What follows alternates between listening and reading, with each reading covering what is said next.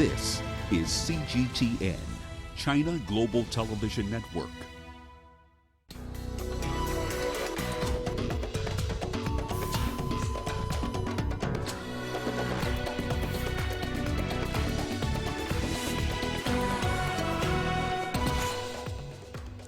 Iran vows retaliation after U.S. strikes kill a top general in Iraq. Egypt condemns the Turkish parliament's approval to send troops to Libya. And Tunisia's Prime Minister-designate announces the formation of his cabinet. Hello and a warm welcome to Africa Live on CGTN. I'm Lindy Mtongana in Nairobi. Also coming up this hour. In business, Kenya's largest lender, Equity Group, delays its purchase of 4 African banks. And in sports, we take a look at what it means to be a donkey rider in Kenya's Lamu Island.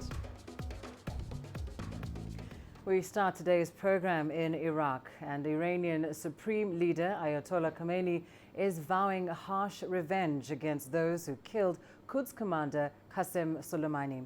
The threat comes in response to a U.S. rocket strike at Baghdad International Airport that killed Soleimani. The Pentagon says U.S. President Donald Trump ordered the strike, a move aimed at deterring future Iranian attack plans. The Iraqi military says at least 8 people were killed, including Iraqi militia commander Abu Mahdi al-Muhand. Our correspondent Jagruti Dave has more from Washington. The Department of Defense has announced that the U.S. is responsible for the airstrikes that killed the Quds force commander, Iranian force commander Soleimani, Commander Soleimani. This is a momentous event. This is the killing of an extremely important Iranian figure, which the Department of Defense statement says was done under the instruction of President Donald Trump. They say that Soleimani was actively developing plans to attack American diplomats and service members in Iraq and the region, and the strikes was aimed at deterring future Iranian plans. And this is ramifications for the region are endless here. Many people say that Iraq has not seen tension this strong since the end of the Iraq War in 2011. Some people say that some analysts are saying that this is the closest that the US and Iran have gotten to outright war, which is absolutely momentous. So far, there have been threats on either side. The Defense Secretary Mark Esper has been talking about a game changer and preemptive strikes. Well, this is a serious preemptive strike, according to the Department of Defense. They are expecting Iranian responses. The embassy is going to be on high alert after this. It is expected that American service personnel and officials could be at risk from retaliation, and their security will be a top priority. And as I say, protests at the embassy today, only yesterday over the last few days, have been stopped. The embassy is likely to see further tension and protests again. But of course, there could be more tensions across the Middle East in places like Syria, in Lebanon, where Iran has its bases. Omar Soleimani was a serious figure in all of these regions. He had shored up the Assad, the president of Syria, and shored up Iran's position in the Middle East. And so this is a huge blow to Iran and its military aspirations. And this is an extraordinary step taken by the United States, confirmed in the last few hours that they are responsible for these strikes. Well, the ramifications of this event are already being felt in various parts of the region that are affected. Is affected, of course. We know that U.S. staff, U.S. citizens have been asked to vacate Baghdad as soon as possible. Meanwhile, the oil industry is also reacting to the death of Soleimani, with prices soaring by more than 4%. The U.S. killing of the top Iranian general has triggered fears of a conflict in the crude-rich region. Investors are increasingly worried about the effects of a possible flare-up in the Middle East on oil supplies. Global benchmark Brent crude oil has increased by 3% to $68.25 per barrel, and U.S. West Texas Intermediate crude jumped to $62.86 per barrel. Well, let's turn our attention to news coming out of Turkey now. Parliament has approved a bill authorizing Ankara to send troops to Libya. This is in support of the UN-backed Government of National Accord, or the GNA. The decision, however, is drawing criticism from countries backing the forces opposing the GNA, as well as those fearing an escalation in the conflict. Egypt's foreign ministry condemned the move, saying it could negatively affect the stability of the Mediterranean region. And President Trump told Turkish President Erdogan foreign interference is complicating the situation in Libya. CGTN's Mikhail Bardavid reports. Turkey's parliament on Thursday approved a motion that would allow Turkish troops to be deployed in Libya for a one-year period. Here is the result of the open vote for the presidency motion number 1044.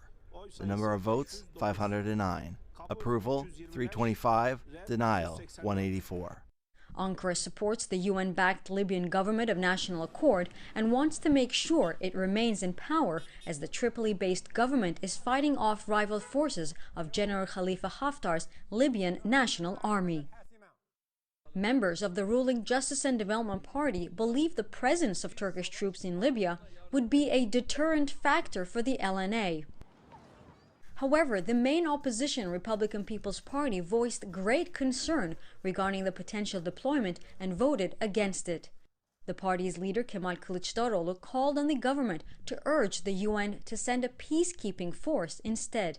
He tweeted, "Turkey must take the lead for efforts to establish stability in the region and concentrate all diplomatic efforts in that direction." The motion gives Turkish President Recep Tayyip Erdogan full control over the decision-making process regarding the deployment of Turkish troops in Libya. Erdogan would have full control over the extent, scope and timing of the deployment of troops overseas. The motion also notes that the humanitarian situation is worsening in Libya and that the clashes have created a favorable environment for terrorist organizations such as ISIL and Al-Qaeda. Last November, Erdogan signed two major deals with the GNA, a maritime boundary agreement that creates a financial motive for Turkey but has infuriated Greece and Egypt, and a security deal that paved the way for Turkey's offer to send troops to the region as well. Turkey's move is a risky one, as it could create tension with Russia, who supports the Haftar's LNA forces. Ankara wants to avoid any conflicts with Moscow, as the two countries have massive economic and security deals in play.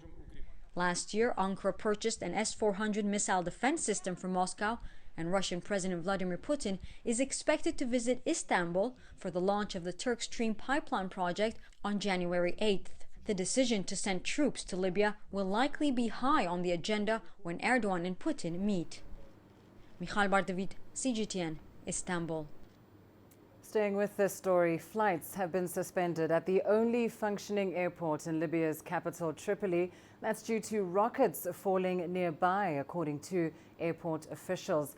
Now, the closure of Mitiga Airport on Friday has taken place just as fresh protests erupted in Benghazi. And this, of course, in response to Turkey's authorization of the deployment of troops to Libya. Demonstrators have expressed their anger at what they're describing as a Turkish invasion of their country. Many protesters chanted slogans in support of General Khalifa Haftar. These people are difficult for Erdogan. You can't overcome the Libyan people. I swear to God, prepare the graves in Turkey. Prepare those graves if you bring your soldiers here. I swear to God, if you take Libya, which is something you cannot do, you will take it empty of its men and women. We will open lawsuits against Erdogan in international criminal courts for his contribution of bringing Daesh mercenaries and Al-Qaeda. Erdogan is bringing Al-Qaeda to Libya. The Turkish parliament are motivated by greed, theft and fortune. At the same time, they want power and to spread discord in other countries. They want to disperse the Arab countries again. Well, let's bring you more now on Turkey's decision to deploy troops to Libya. We're joined by CGTN's Yasser Hakim live with us in Cairo. Yasser, we know, of course, that Egypt is among those countries that has strongly condemned Turkey's move. Tell us more about Egypt's reaction and in particular what Egypt is concerned about as far as the impact Turkey's decision might have. Yes, Lindy. Egypt issued a statement, a strong-worded statement, saying that the Turkish decision is an illegal decision. It's against international law. It's against the UN resolution of an arms embargo on Libya, and that Turkey is breaking the law and breaking the UN resolutions, as well as that it sees the two deals signed between Turkey and the GNA are illegal, and that Egypt says that this development will actually escalate the situation in Libya and will cause more violence rather than reaching a peaceful solution to the crisis. It will also destabilize the region, not just Libya, and will also have an impact on the Berlin Initiative, which aims to bring peace and through negotiations between the Libyan factions. So Egypt has been strongly rejecting the Turkish move, and there's been a flurry of diplomatic meetings and talks in the last couple of days since the decision came out. The Egyptian president spoke with the leaders of the European Union as well as the US and Russia, trying to forge out some kind of reaction to stop the Turkish involvement in Libya and to try to push through the talks and peaceful negotiations to reach some kind of deal between the Libyan forces. Egypt obviously fears the impact of having militants and extremist groups on its borders as endangering its own national security, and that this escalation in Libya could spill out on its borders in Egypt. But what about the fact that Turkey is saying that they're not sending combatant troops on the ground to Libya, that in fact they will be sending military advisors? How has this news been received in the region? It has not been received with credibility, if you can say. What the media here, what the politicians and the official statements are saying is that Turkey is making use of the agreement between Fayez al-Sarraj and Turkish President Tayyip Erdogan to put some legality to moving to sending troops and arms to Libya. And it's not about non-combatant, it's about fighting beside the GNA, and that those who are fighting are mainly going to be fighting with the militias and the extremist groups against the Libyan National Army, which is the army that represents the Libyan people. And that's according to the Egyptian government, that what is happening now is a war against the Libyan army, and that it will lead to a division of the Libyan country, of Libya, and could lead to more bloodshed in the country. And it's not about sending advisors. And also it's been said that there has been already sent troops and arms already have been sent, and that it is continuing to be sent on a regular basis now. It's just that now it has become official. Before it was sent from Turkey unofficially, but now with the deal, it has become an official move. Indeed, increasingly a more delicate situation. Thank you so much, Yasser Hakim, joining us there live from Cairo. Well, as we heard there, the situation on the ground in Libya is as intricate as it is chaotic. CGTN's Timothy Ulrich takes a look at who controls what in the country, as well as some of the support various groups are receiving. Libya has been locked in a civil war since Muammar Gaddafi was deposed and killed in 2011. Following his death, the country's been torn between the UN-recognized government called the Government of National Accord in the west and in the east, a rival government based in the city of Tobruk, which challenges the GNA's claim to legitimacy. There are also several local militias complicating the picture. The Tobruk-led government's fighting force is the Libyan National Army, headed by General Khalifa Haftar, who served under Gaddafi. Haftar led the charge against the GNA and the forces backing it, seizing swaths of territory from the UN-backed government. Haftar's Libyan National Army has all but surrounded Tripoli, the stronghold of the GNA. The Government of National Accord, for the most part, has only held on to pockets of territory outside the city, with the LNA taking many strategic points throughout the country. But they've come up against local militias like that of the Tuareg ethnic group in the south, who have been pushed back against Libya's southern border. International support is divided between the GNA and the Tobruk-led government. The European Union, Turkey, and Qatar are just some of those backing the government of national accord. The United States also provided support to the GNA up until last year. The Tobruk-led government, meanwhile, received support from a mixed bag of countries, including from Russia, France, Saudi Arabia, Egypt, and now also the U.S. With this latest move by Turkey, the civil war looks set to be further prolonged, fueled by continuing division among world powers, as well as the fragmented picture on the ground. Timothy Ulrich, CGTN. Time now for a short break. Here's what's still ahead on the program.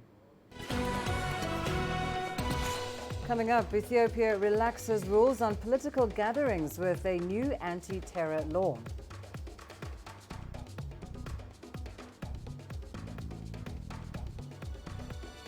And a former migrant returns to Malawi in search of greener pastures on home ground.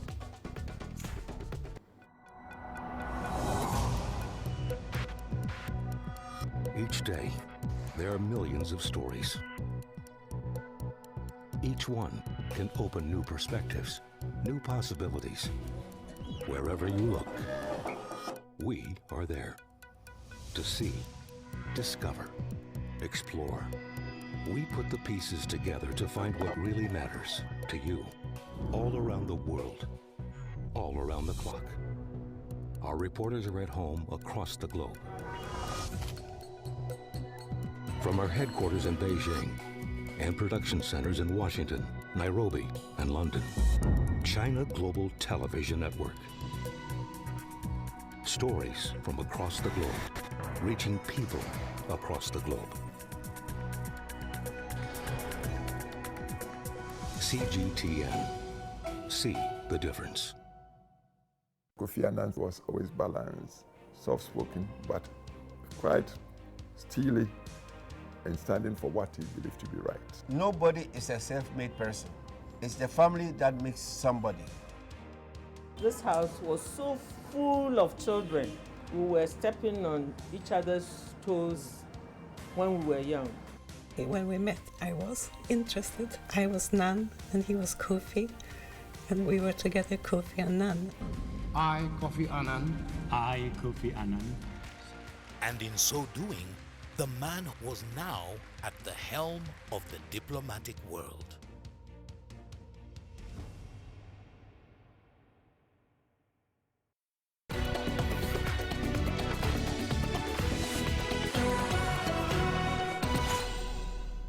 We start in Ethiopia now, where the country's parliament has passed a new anti-terrorism law. The new law broadens reforms introduced under Prime Minister Abiy Ahmed. It stipulates that Ethiopians who suffer abuses at the hands of law enforcement will be able to receive compensation of up to $1,500. It also places tougher and harsher sentences on those convicted of terrorism with death sentences. Algerian President Abdelmadjid Tebboune has unveiled his new government 2 weeks after he took office following a controversial election. The cabinet is composed of 39 members whose names were announced by the presidency spokesperson on state TV.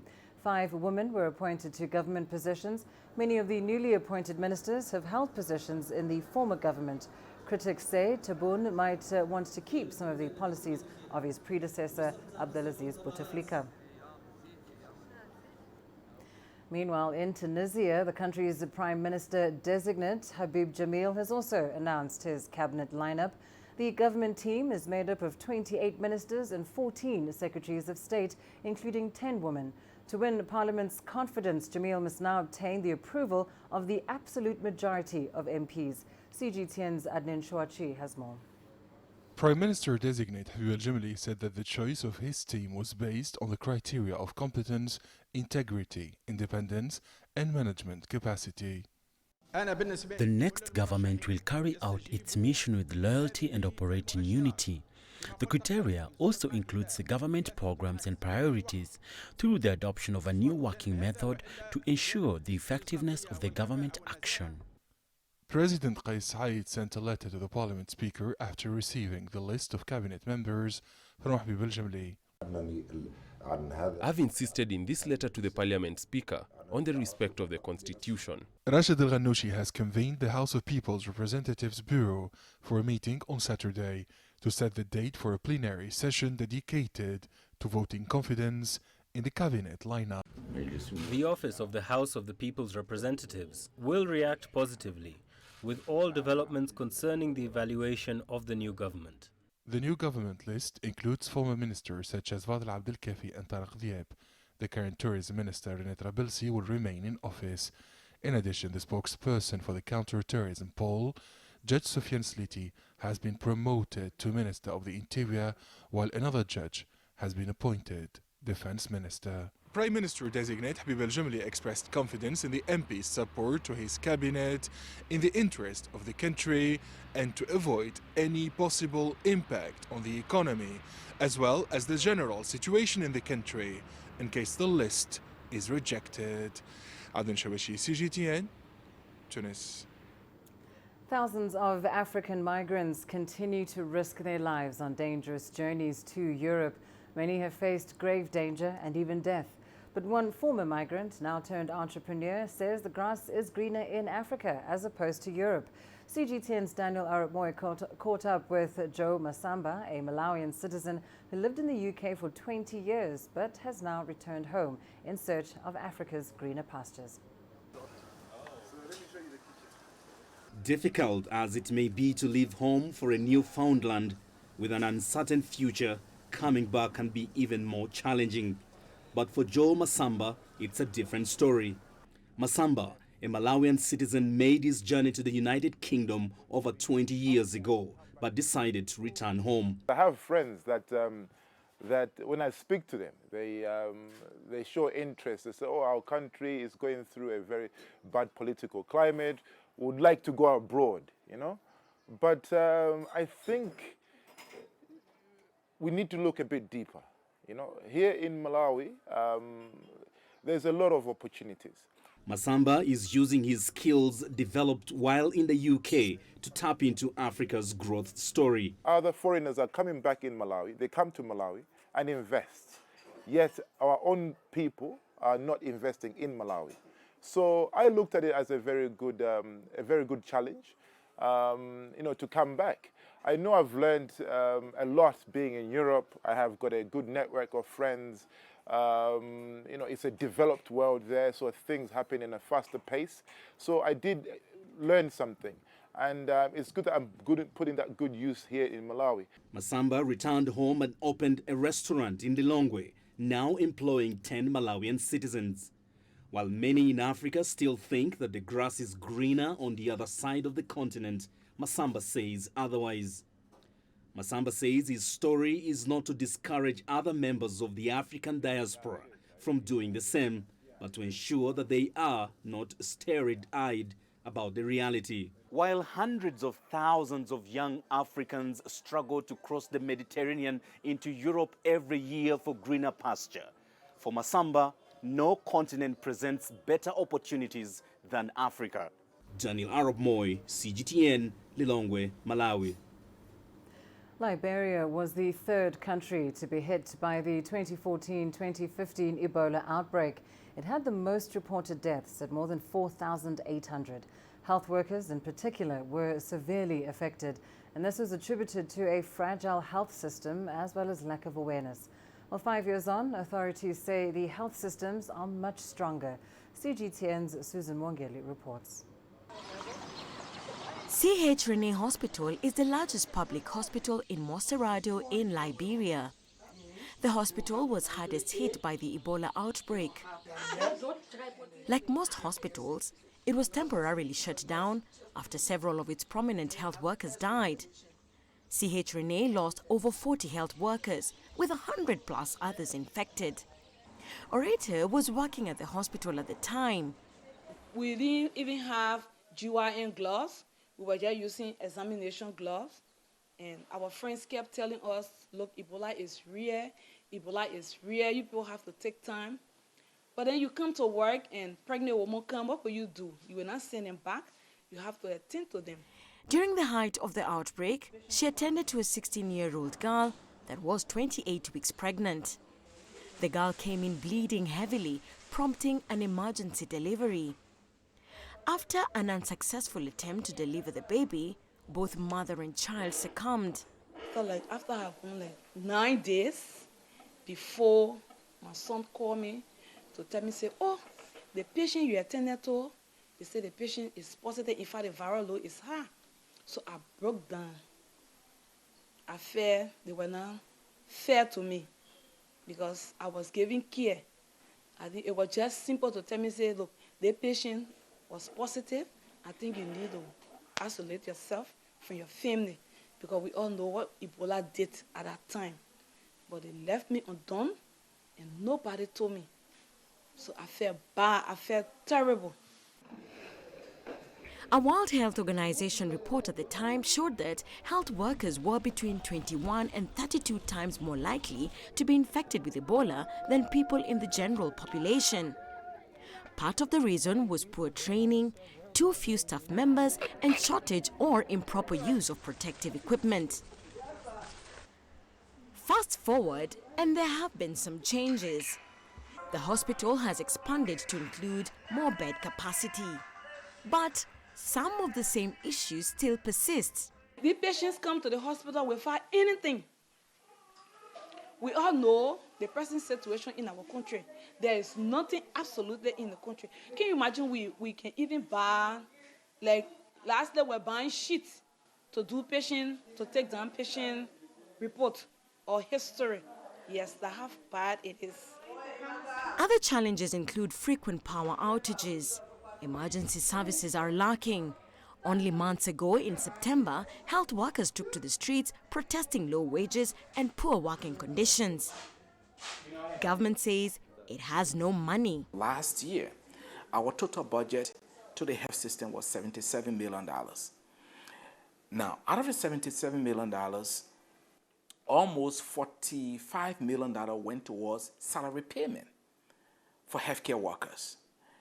And the balance go towards supplies, medications, and you name it, drugs and so forth. If you look at our essential drugs, in order to meet the demand, we need about $22 million a year to meet that demand. And from the balance that is left over, it just cannot. So we depend on donors, we depend on partners. But the partners themselves, as the country improves, their support drops. But despite the challenges on the curative side of the health system, Liberia has taken steps forward with regard to surveillance and early detection. And so we understand the gravity of what Ebola is or any infectious disease. As we speak now, we are presently dealing with 3 Lassa outbreaks in the country, and the country is quiet. And until I say to you, you will know. And this is the kind of system we have, because one of the key things about dealing with outbreaks is that if you have the diagnostic capacity, and this is what we didn't have that led to some of the issues. Now we have the capability in country where it doesn't matter what it is, within 12 to 48 to 24 hours, we can tell you which of the disease we are dealing with, and by then, our contact tracers, based on the strong surveillance system that we have, we can make sure that we contain it. No doubt a major development, but for a country whose health sector is almost non-existent, early detection is just but a drop in a deep ocean. A lack of basic essential services like ambulances, proper equipment, medicine, and a demotivated workforce only means more lives could be lost. Susan Mungeli, CGTN, in Monrovia, Liberia. You're watching Africa Live. Your business news up next. Coming up, Kenya's largest lender, Equity Group, is to delay the purchase of 4 African banks. And young Libyans train as pastry chefs as state jobs dry up. Africa is the nexus of enterprise, and global business will tell you why it matters. From the mega investment projects to multi-billion-dollar mergers and acquisitions. Africa today collects, just in terms of revenues from taxes alone, $545 billion a here. If you take 10% of that and you devote it to the energy sector, problem solved. All this on Global Business, weekdays at this time on CGTN.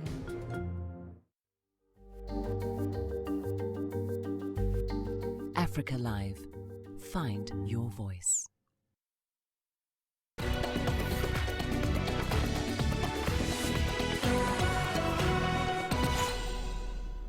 We start your business news here in Kenya, where the country's largest lender by customer base, Equity Group's purchase of 4 regional banks has been delayed. The setback comes after the bank failed to reach a buyout deal with London-listed investment firm Atlas Mara. According to Equity's CEO, the binding term sheet has expired as the two parties are yet to sign a detailed transaction agreement. In the share swap deal, Equity will acquire about 62% of the share capital of Banque Populaire du Rwanda and 100% of African Banking Corporation in Zambia, Tanzania and Mozambique. In exchange, Atlas Mara is to get shares equivalent to a 6.72% stake in the bank. In the meantime, Equity says it will pursue further discussions with Atlas Mara to reach mutually acceptable commercial terms. And shifting our focus to Nigeria, a financial blow is staring Africa's most populous nation in the face this new year. Nigeria's current debt stock is at roughly $83 billion. However, given its massive debt service provision, that figure is set to rise by about $22 billion in 2020. Things could even get worse for the West African economy if anticipated punches from the global economy, like Brexit, the US-China trade war, and interest rate policy of the Federal Reserve Bank hit below the belt. Nigeria's revenue challenge has remained non-responsive in the last 5 years. According to data from the nation's quarterly economic report, that revenue crisis doesn't seem to be getting any better.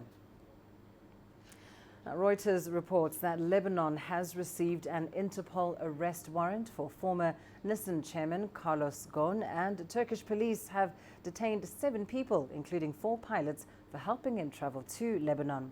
Ghosn faces multiple charges of financial misconduct in Japan, but he broke bail and fled the country, touching down in Istanbul en route to Lebanon. It's not yet clear how Ghosn, who holds multiple passports, was able to reappear in his home country of Lebanon. A French official says the country will not extradite him if he arrives in France. The U.S. is taking new action on what it sees as a growing health risk for teenagers. The Trump administration has announced a ban on some popular e-cigarette flavors, including fruit and mint, although menthol and tobacco flavors will remain on the market. In September last year, Trump proposed banning all e-cigarette flavors except tobacco, but he later said that risked simply driving the products underground while also bringing potential job losses. Seeking an escape from the bitter cold, many Chinese tourists chose Tunisia for their winter destination holidays. The North African country has become a firm favorite for Chinese travelers this time of year, many of whom are drawn to the cultural and historical riches of Tunisia. The country has over 10,000 historic sites and museums. CGTN's Adnan Chouachi has more. Raf is a Chinese traveler who's visiting Tunisia with his friend. Unlike millions of tourists who come on organized trips, the adventurer booked the flight and the hotels online and made his own tour of the country. I've been in Tunisia for a week. I spent one day in the capital, then I moved to the beautiful island of Jaba. The people here are very kind and the cost of the stay is not high. I prefer Tunisia to Europe for holidays. Some Chinese visitors like to stay at wonderful guest houses where they have an authentic experience. I'm discovering Tunisia for the first time. The transport is available. We can move easily across the country. I've chosen quiet places for this special period.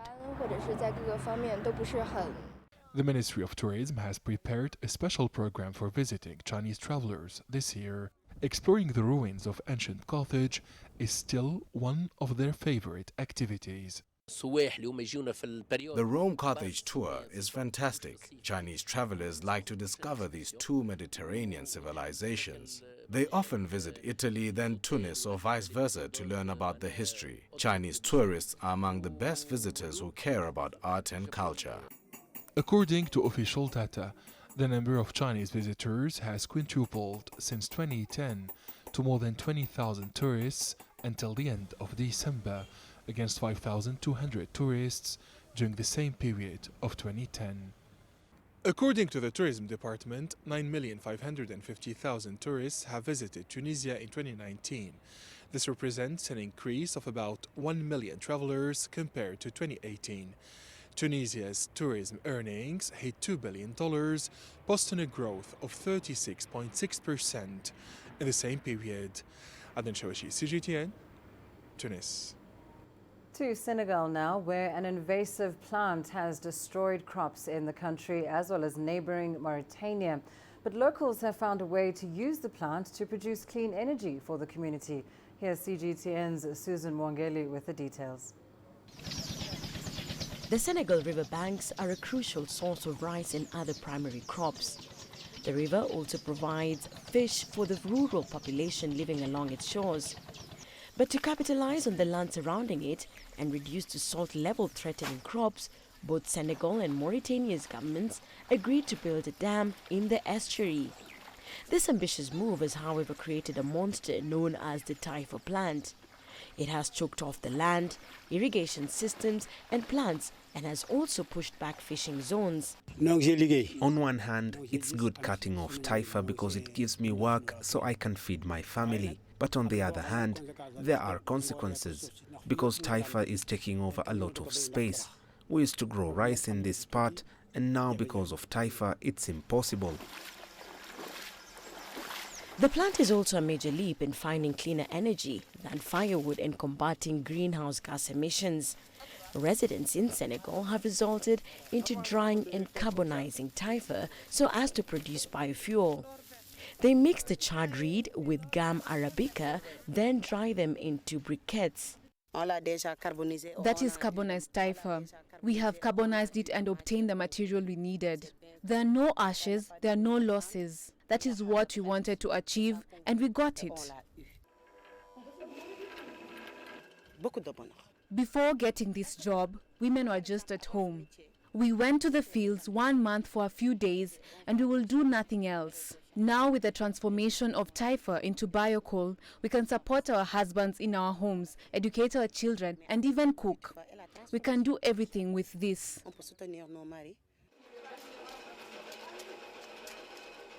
Taifa biofuel is cheap and goes for less than $1 per kilogram.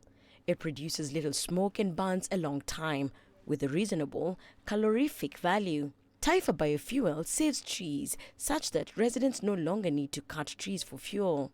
For the local community who had once lost hope, the new biofuel is seen as God-sent.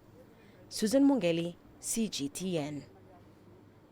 For many, going to university and nailing down a field of study-related job is a dream goal. However, that ambition doesn't resonate with a handful in Libya. CGTN's Mohammed Abubakar explores how more and more university graduates in the North African country are resorting to work in the private sector as state jobs dry up. By the looks, Belghazim Abdussalam seems to be enjoying baking cakes. But the reality here is far from it. After several attempts at finding a job in Libya's oil industry, Abdussalam had to give up on his dream.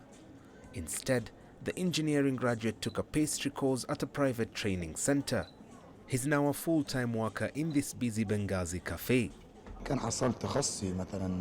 If I had worked based on what I studied, I would have worked as a petroleum engineer.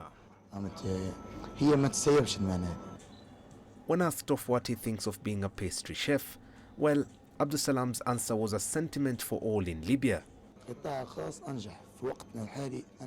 It is a much better and stronger source of income. You can't rely on a government salary here. It doesn't do anything.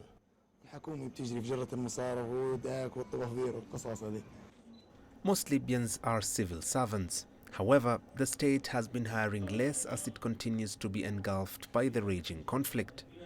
Jobs in the sector have also become scarce over the years as foreign companies exit the Northern African nation. For now, training centers like Sarah Bashir Al-Zawi's are a common sight across Libya as they try to improve the lives of many, particularly the youth. As an accounts graduate herself, Sarah's story isn't that different from her students.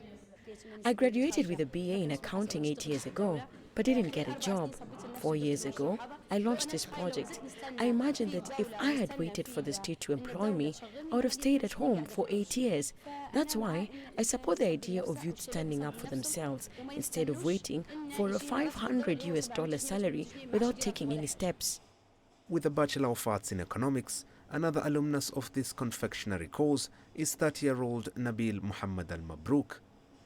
Nabil started his own cake business to supplement his father's state pension of just about $321.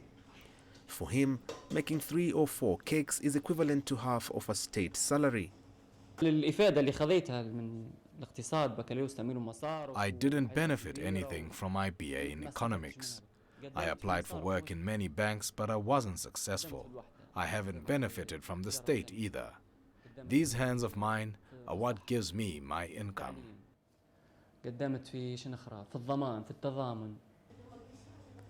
Libya's private sector has a long way to go before it can provide enough jobs for all. But for the likes of Nabil and Abdul Salam, little places like pastry centers could help many make a decent living. Mohammed Abubakar, CGTN. Well, that's where we leave your business news. Here's what's still ahead on the program. Coming up, Nigeria's Ayaya Festival seeks to boost the country's tourism sector. Join us in global business and see Africa through our eyes. The greatest journeys, the greatest sights, the greatest adventures. Here in Qanater, this weir allows the locals to walk on water. We're far more than just TV news. We're your passport to the wonders of Africa. To bring you stories of struggle, survival and hope.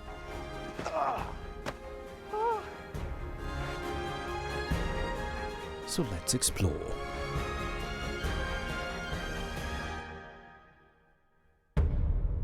CGTN. See the difference.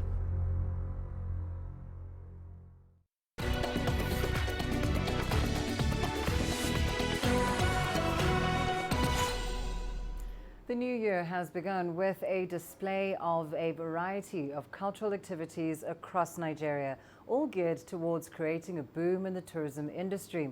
In the eastern region of the country, culture and spirituality meet entertainment. That's at the famous Ayaya Carnival, introduced by Nigerian-German singer Daza. CGTN's Kelechi Mekalam brings us more.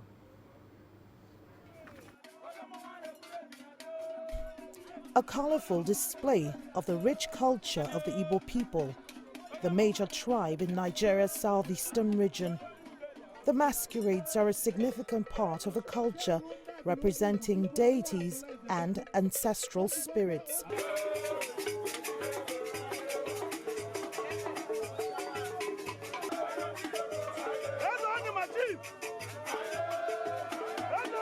It's a celebration for the coming of a new year.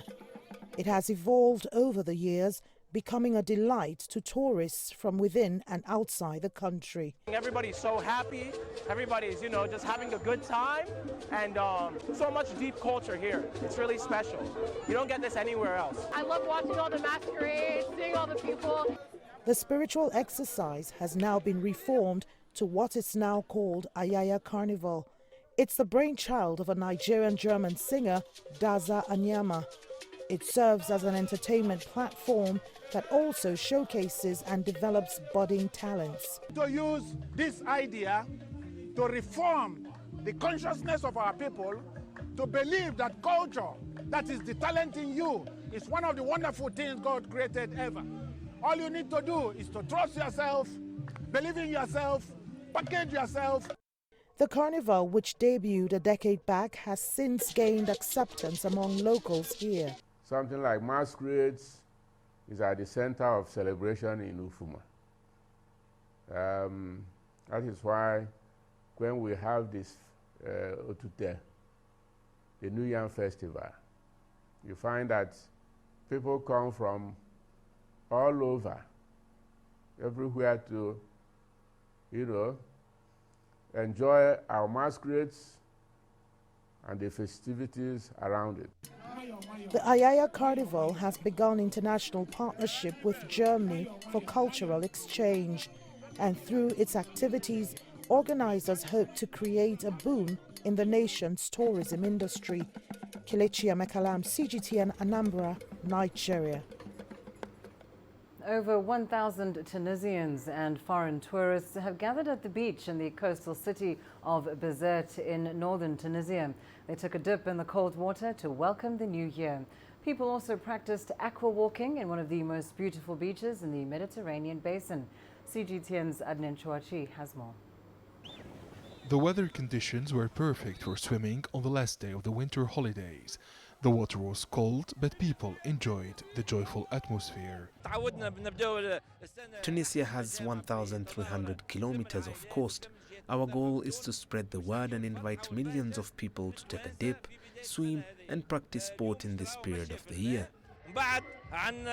Professional swimmers assert that repeated exposure adapts anyone, including the most vulnerable, to the cold.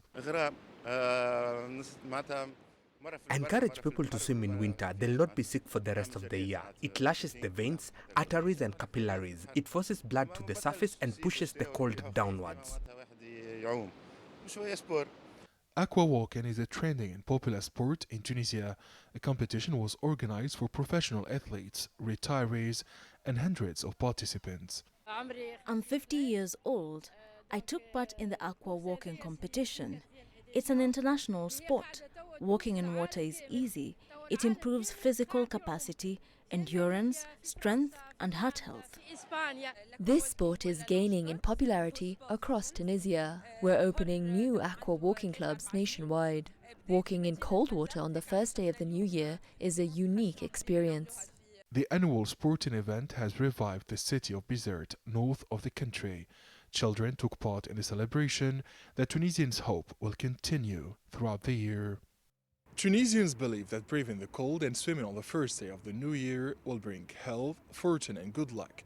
This is an ancestral tradition which is now being revived in dozens of coastal cities, towns and islands across the North African nation. Adnan Chouachi, CGTN, Tunis.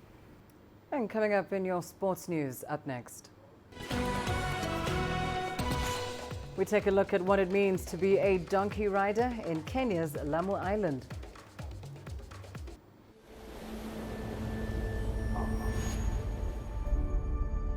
How would you create your legend?